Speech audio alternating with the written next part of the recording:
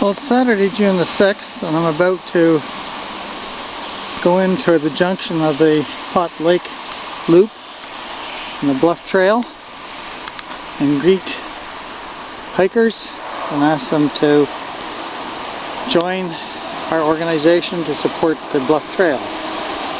I'm also going to photograph some of the late spring wildflowers as I go. So let's go. And we'll leave the sounds of the Highway 103 behind us and head in.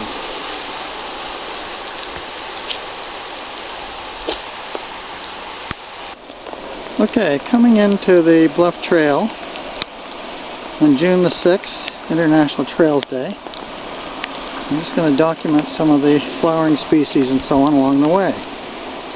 And about 50 yards in here, what we see is a lot of gold thread down here amongst the wild lily of the valley. The gold thread flowers tend to come up before the leaves. Here's the leaves here. Whoops. Oh, right there. That's the leaves of the gold thread here. And they'll make quite a significant cover afterwards. And then there are some wild lily of the valley here, Myanthemum. Flowers aren't really out full. Take a good sunny day, but they'll be out soon. So we're in a kind of fir woods here on the entrance to the fir spruce woods, the entrance to the Bluff Trail. And here's some sarsaparilla. Flowers come up on a separate shoot from these rounded umbels right there. Sarsaparilla with its characteristic groups of 3 leaves. And the bunchberry is coming into flower here. These, of course, with nice white petals. And the vitamin C rich berries later on in the season. Again, we're coming into the Bluff Trail, mixed fir, spruce, red maple. Okay, the first lady slippers I've spotted. 2 of them here together. Their flowers are just coming out, but they haven't, unless that's an albino, they haven't darkened up yet. So again, I'm in mixed woods by the trail, and there tend to be quite a few of these lady slippers here. That's 1, 2, 3, 4 with flowers here.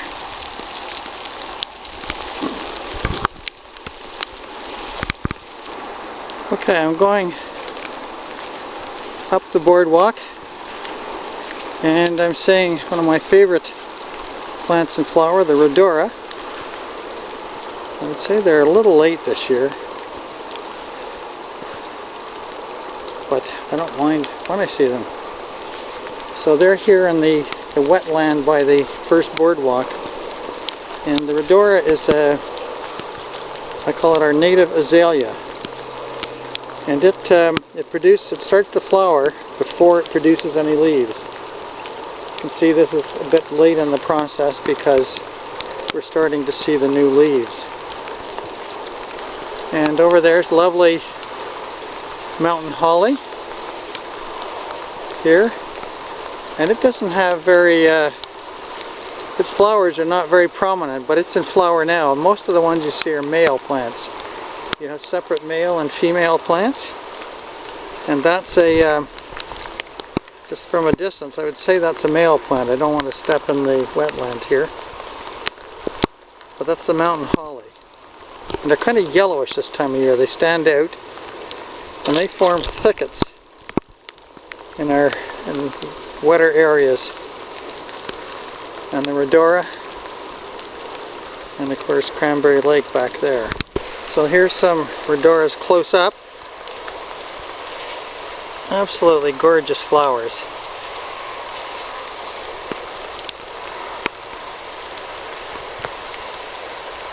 Okay, I can get a bit closer to the mountain holly here, and you can see the very tiny flowers on them.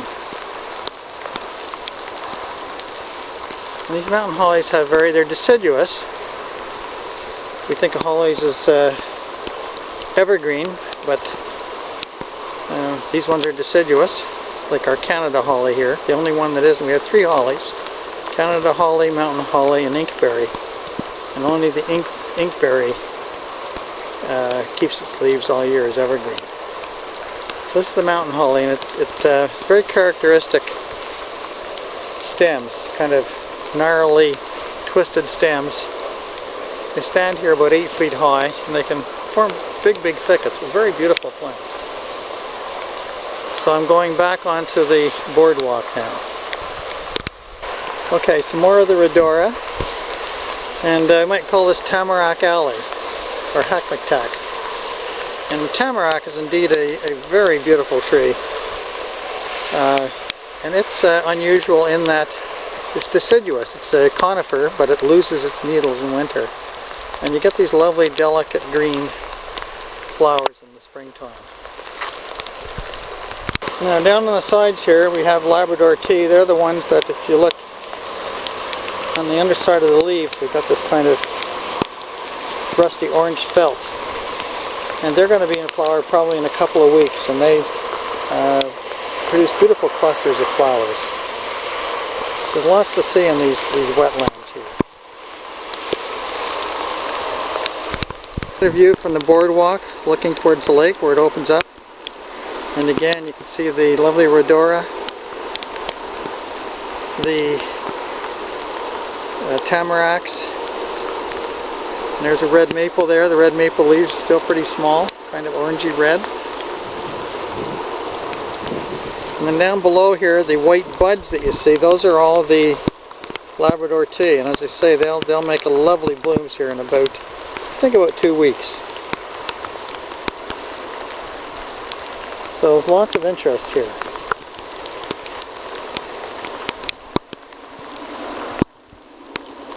And as I go up the boardwalk,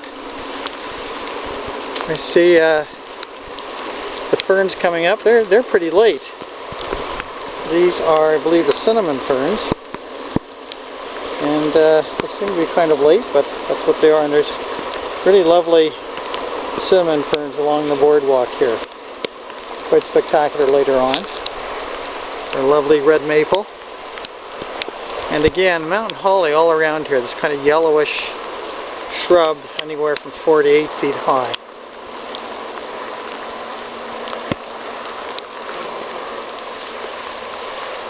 And in front of me here, I believe that is huckleberry, straight in front of me. Yes, I believe so. Likes a little bit drier ground generally than here. So we'll keep going up the boardwalk.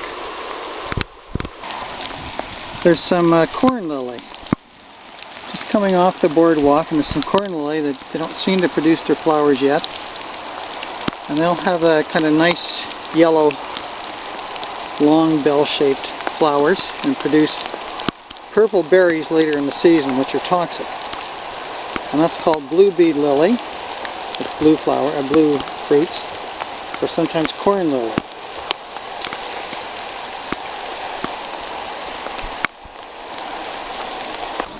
Here's another one of my favorite shrubs. Here, wild raisin, and it's got the leaves are in pairs. It's always a way to spot it. It's also called withrod. The branches can be used to make baskets and so on.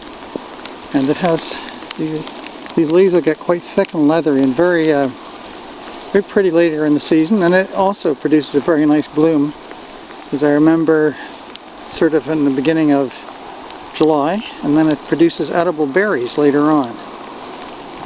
So there's a lot of that in moist ground, but not, generally not really wet ground. Moist, but not really wet. So I'm approaching the second boardwalk as you go in, which is quite a short one. It's preceded by some stone tread, which was put in by volunteer labor here, and we put stone tread wherever we can as an alternative to boardwalks because it doesn't use boards for one thing, and it lasts longer. And it actually involves just going here and there and getting large rocks, digging holes, and putting them in, and they should last for forever, we hope. But we do have to put boardwalks over some of the wetland areas still, because it's too destructive to put the rocks in them. So we're approaching that boardwalk. Again, we're surrounded by mountain holly and the cinnamon fern down here. I call these boulders with lichens and little trees and so on top of them, I call them rock gardens, nature's rock gardens. And they're really exceptionally beautiful. You see we have a covering of lichens and mosses right on the rock, and then we have little seedlings of Kalmia angustifolia, sheep laurel coming up, fir, and that's, I'm not sure that's red or black spruce there at the top of this rock. So the lichens and mosses have, trapped enough soil and so on, and built up enough for some of these little seedlings to get established. And that could actually grow up into a big tree eventually. And then behind it over here again we have more of our withrod or wild raisin. And back here we're seeing the huckleberry, the common huckleberry, and its flowers are in bud, and they have very deep red colors associated with them. You can see here as you get closer. They'll be out in another week or so, I would guess. The huckleberry flowers, and they're quite pretty. This is really a lovely area of windfalls and rock gardens, of the withrod, and lots of things here. Now right along here beside the path we have the mayflower. It's well past its bloom now. It would have been out pretty well a month ago at this point. But the Nova Scotians are pretty familiar with that plant. And that's very typical of where it grows. Slightly open areas alongside the paths and mixed and coniferous forests there. And of course it produces the lovely white to pink flowers. The beautiful fragrance. And it's Nova Scotia's provincial flower. Here's a nice one, haven't seen yet, which is a star flower. And it produces this lovely whorl of leaves here. And flower, star-like flower. And fairly common in this type of situation, but I haven't seen many of them, any of them yet actually. So here's a place I can get nice and up close with the mountain holly beside the path. And you can see these lovely delicate leaves and the wee little flowers on it.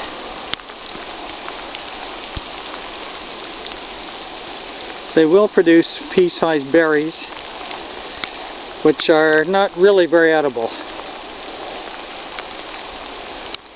I don't think they'll do anything bad to you, but they're not very good. Here's the beginnings of a withrod flower. And they'll produce these lovely white clusters of flowers later on, and there's our rhodora growing behind it with the old pods from last year that split open and released their seeds. You can see the new leaves just coming out, and here, very beautiful leaves.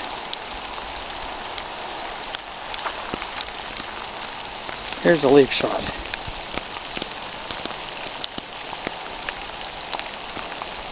Okay, so here's a bit of the bunchberry, a little more advanced, but they'll get whiter still. Not fertilized yet.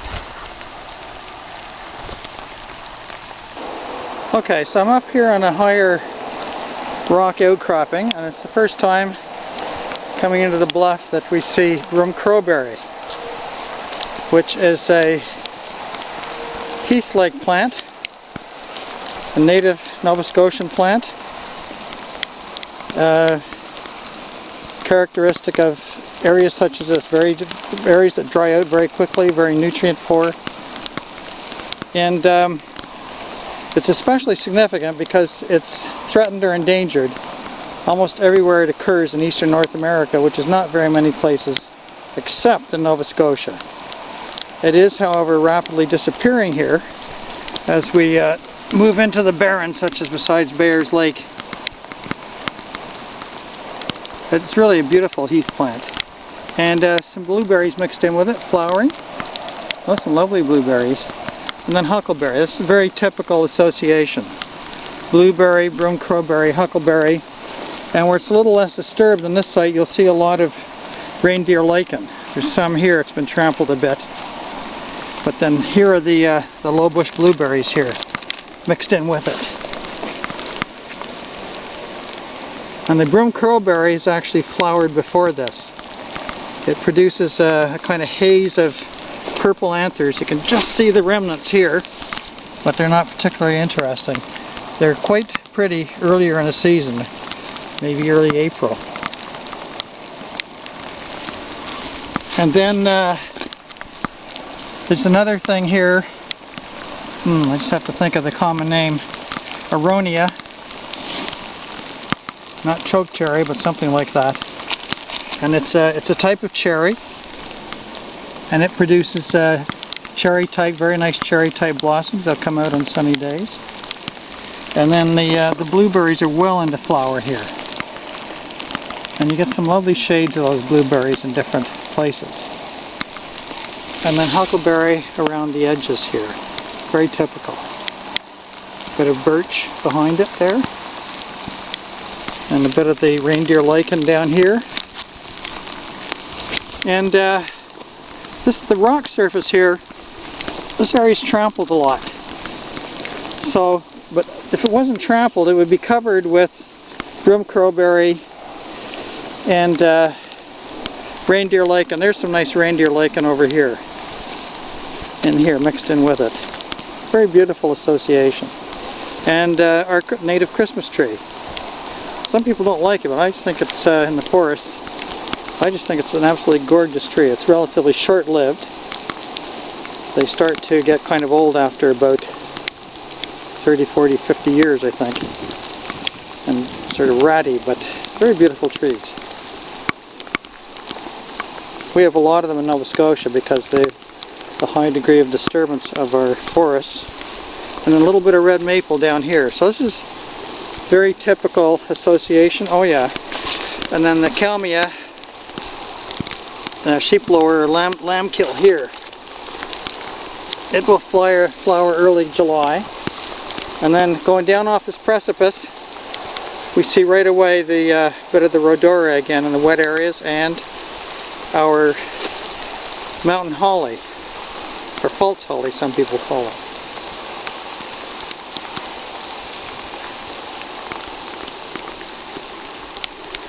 Very lovely mixture of different shrubs and trees and ground covers here.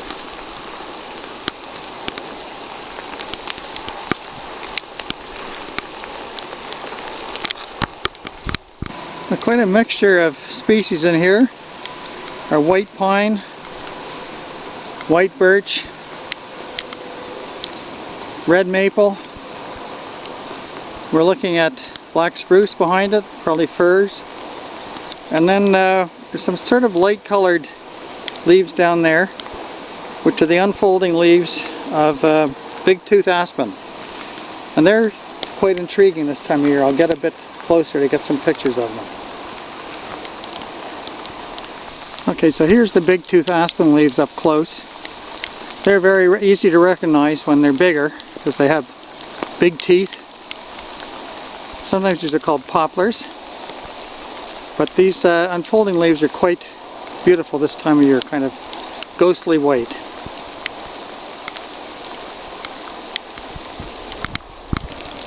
The two most common ferns we found, I've talked about one of them, the cinnamon fern in the wet areas. And the other one is this bracken fern, which comes in threes. And it's just emerging. The cinnamon fern is a bit ahead of it. But the bracken fern occurs in drier areas. The cinnamon fern definitely in wetter areas. So you can use them as an indication of soil moisture. But of course what happens out here is that because of the granite, you can get very drying areas next to very wet areas because the pockets hold the water. And a little pocket in the granite will hold the water, so you can have wetland plants right next to plants adapted to dry lands. It's one of the things that makes it really fascinating. More of our nice stone tread work. Actually remember working on that myself. So you see we can get through the wet areas just stepping onto this rock and going over here. This is much better than putting down logs and boardwalks. Okay, here we have past flowering. Some of our earliest flowering shrubs, small trees. I like to call shadbush. The genus name is Amelanchier, and there's several species, and they produce lovely white flowers, and I shouldn't really tell you this, but delicious berries. The berries, and the berries vary from plant to plant. If you find a good plant, you should mark it down and come back the next year. Rhodora, a little bit sheltered, still in bud, and those buds have the most beautiful deep purple color I can imagine. They're absolutely gorgeous.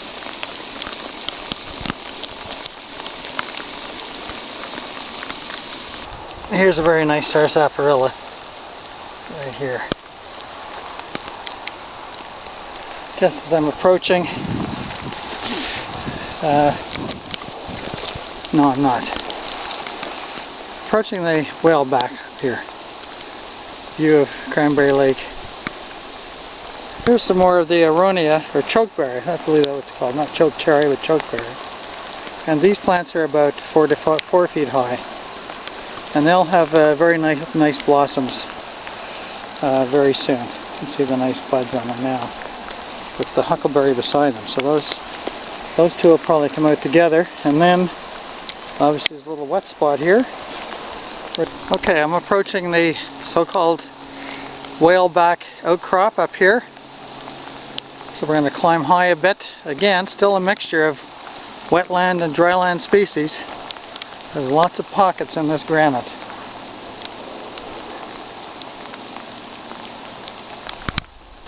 Very nice broom crowberry here beside the path, but gone from the path. That's one reason we should try to keep to the paths so we minimize the damage to the species we're trying to protect. So we're bare, except for some very encrusting lichens on these rocks. But pretty natural, just a few feet off them, so that's pretty good. The light colored trees here are the big tooth aspen.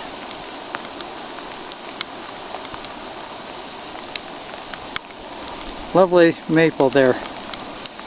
I don't know, I guess I'm turned on. The textures and so on a rainy day can be just beautiful. Rhodora. And an absolutely beautiful fir behind us with a bearded lichen, Wisnia, hanging down on some of the dead branches. Just the textures are beautiful. Here we have starting to see some lambkill beside the path. Okay, right next to it some Rhodora.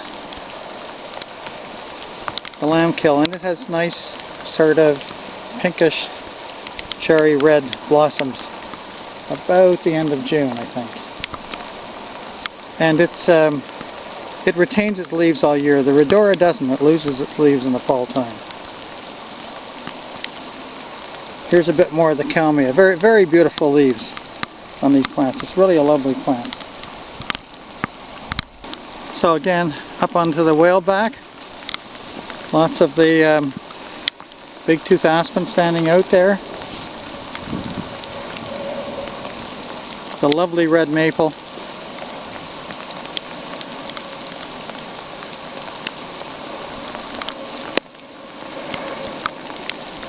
Killer. So, looking down at Cranberry Lake in the distance, just see it through there. And I'm going to slowly pan around so this isn't too jerky. White pine here. Red maples. And onto our whaleback.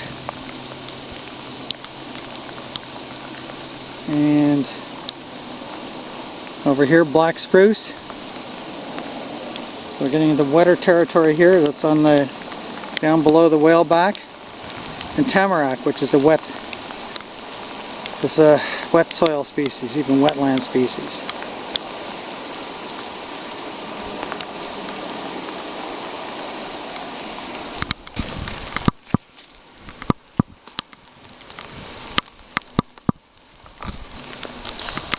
Okay, I'm going to do a bit of a selfie and try to explain what I'm doing here today. It's June the 6th, 2015, to promote the organization that maintains this lovely trail.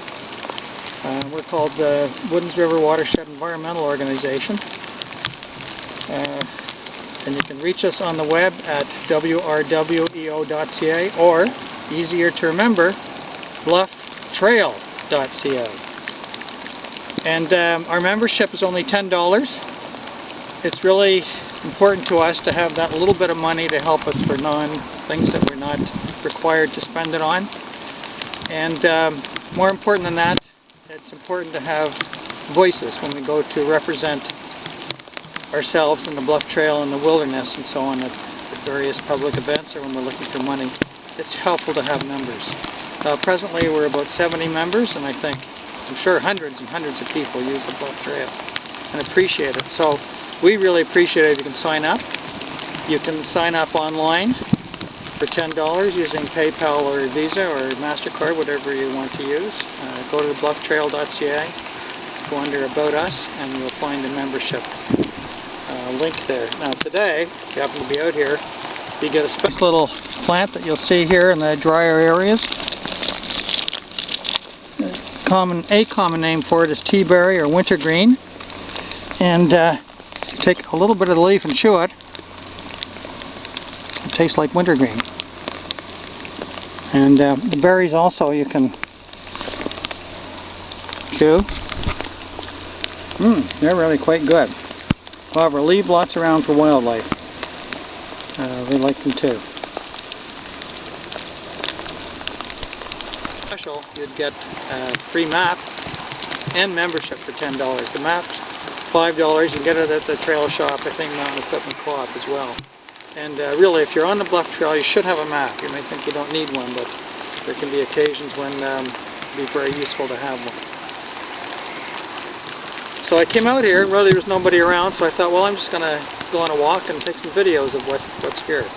And I don't know, I love a day like this. I love pretty well any day on the bluff. So that's what this is about. Okay, here's the first oak I think I've seen coming in here. And we get higher up. We get on the higher barrens and so on the sides of the hills, you get lovely oak woodlands. They're characteristic of sort of more rapidly draining areas. But there's a lovely oak there, and again the big tooth aspen here.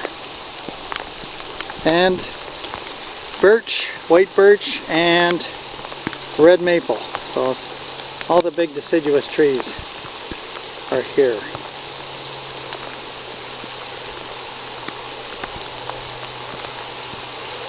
With the fir in the background in this case. The oaks coming down here. Well, there's a beautiful erratic behind that fir tree, and this is erratic country. These great boulders laid down by the glaciers as they retreated and melted.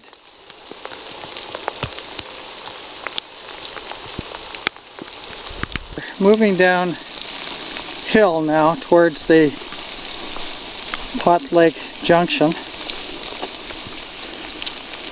One of our rock gardens here.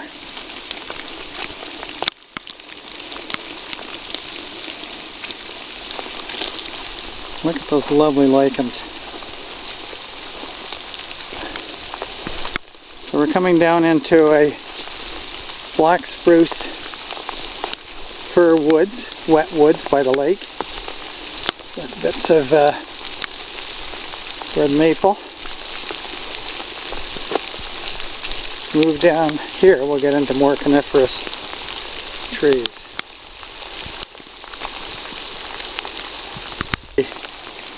Coniferous woods.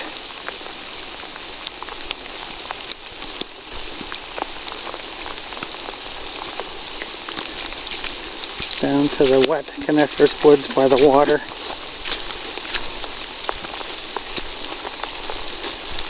Erratic, covered with rock tripe lichens, and some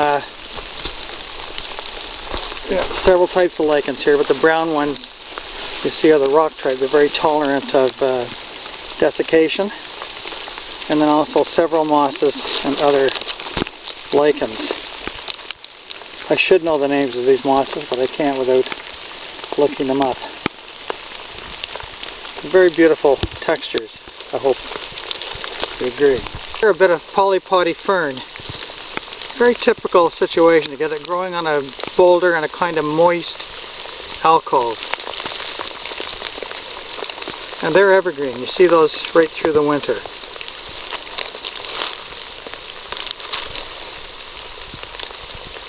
Small ferns. Finally, we're coming down by the lake again, by Cranberry Lake, into a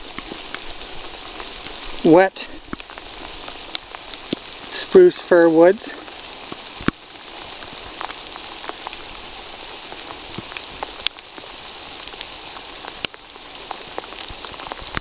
Here I am down by Cranberry Lake.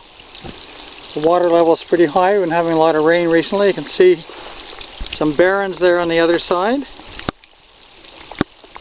Slope with barrens.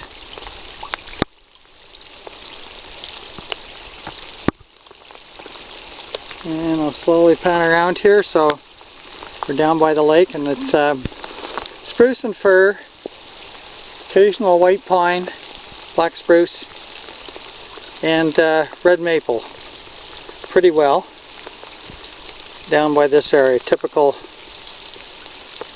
wet woods assemblage.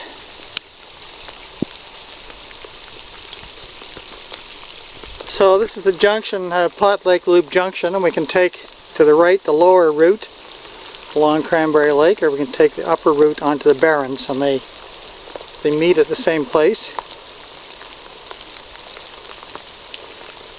We have here the dedication of the Bluff Trail, made in 2005. Well, the sign was erected, I think, 2010 or 11.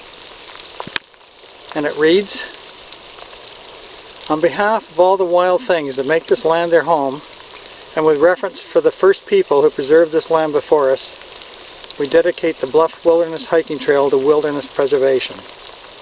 We do this in trust that we can learn its deep beauty, and trust that we can understand and delight in the wildness in ourselves that we share with the rocks, earth, water, and teeming life and spirits that surround us, and in trust that we will work together to protect this sacred heritage." Written by Richmond Campbell for the dedication of the Bluff Trail on June 4th, 2005. I can't think of a more appropriate dedication. So there's the loop going up, there's the loop going along the lake, and over here we have a sign, as we have at various junctions, to show you where you are. And over there is a little birdhouse. Well, it looks like a birdhouse. And it actually is a record book that we ask people, especially new people, to open up and enter the number in their party and any comments about the trail in it. And that's important for us to have. We get some wonderful comments and feedback about things that we need to improve. Here you can see one of these gardens, as I showed you before, where one of those little trees has grown up and now died. So it's gone through its complete life cycle. And there's some other little ones, little firs, already growing up beside it on that small amount of soil. Wonderful adaptations in this area. Okay, down by the lake, and we also get tamarack down here, should have mentioned. And of course right here, more in the open, we're again getting the mountain holly, and we're getting the beautiful rhodora. And in the distance here I can see some more of the serviceberry or amelanchier, late flowering. Some that have flowered here already, and they'll make those lovely berries. Huckleberry. And along the shore there'll be a lot of leatherleaf, but it's a little bit too wet for me to get down there. And it flowers very early. I doubt whether there's any still flowering. There would be some right up there, right on the water, but I don't think I can get there without getting really wet. But very beautiful textures, at least I think they are. And again, we have some kalmia, sheep laurel thrown in here for good measure. Oh, here's some more of the serviceberry, but all in berries, or what I called before shadbush.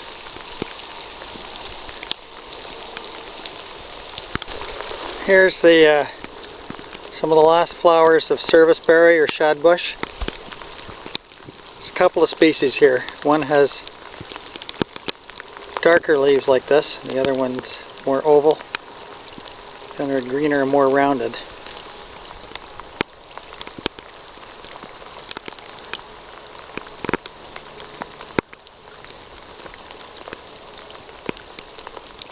The old huckleberry here, it's above the water line.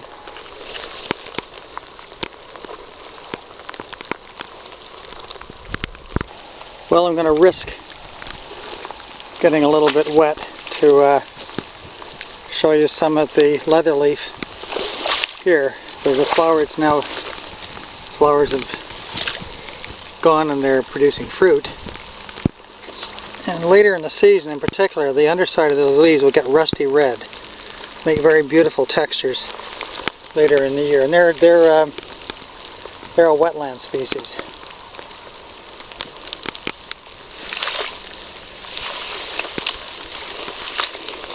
And then behind that, oh here, this is interesting.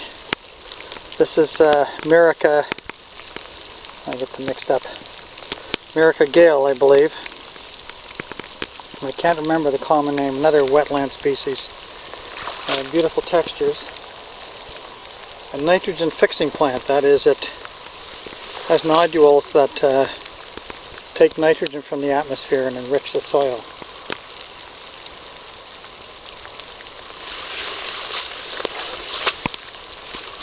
Myrica Gale, unless I've mixed it up with Myrica pennsylvanicum, I just can never remember which one is which.